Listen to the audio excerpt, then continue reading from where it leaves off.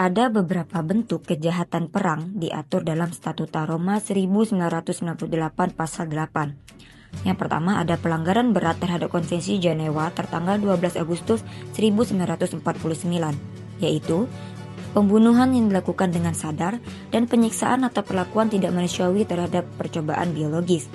Selanjutnya ada pelanggaran serius lain terhadap hukum dan kebiasaan yang dapat diterapkan dalam sengketa bersenjata internasional dalam rangka hukum keunggulan militer keseluruhan secara konkret.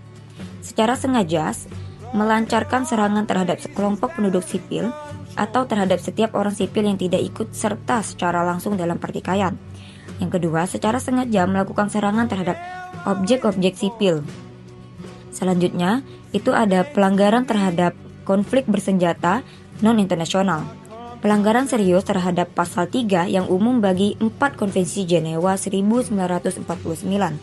Yang pertama ada kekerasan terhadap kehidupan dan orang.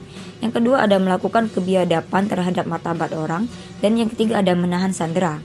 Selanjutnya itu ada sanksi.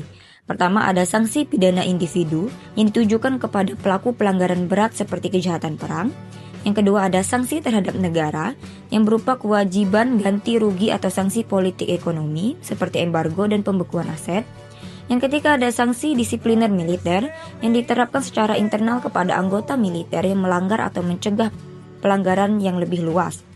Selanjutnya itu ada landasan hukum utama dari peradilan perang, yaitu Statuta Roma 1998 yang membentuk Mahkamah Pidana Internasional sebagai lembaga permanen yang mengadili pelaku kejahatan perang dan kejahatan serius lainnya. Terus ada beberapa jenis kejahatan dalam yurisdiksi Mahkamah Pidana Internasional. Yang pertama ada genosida, yaitu pemusnahan kelompok berdasarkan etnis, ras, atau agama. Yang kedua ada kejahatan terhadap kemanusiaan. Yang ketiga ada kejahatan perang. Dan keempat ada kejahatan agresi. Selanjutnya ada prinsip dasar dari Mahkamah Pidana Internasional.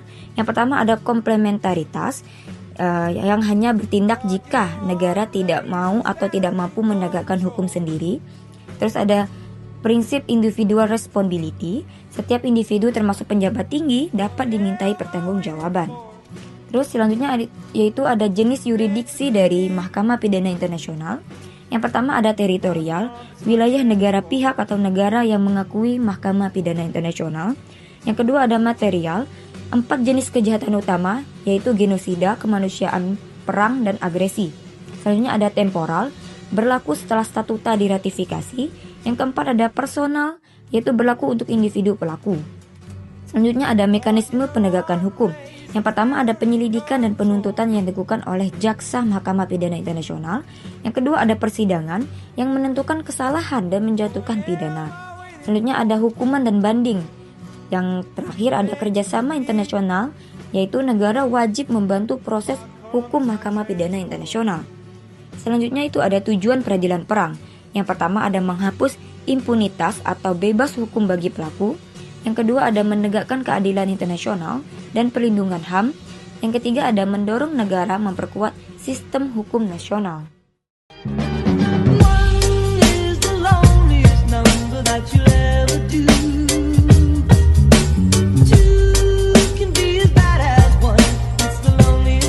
Since the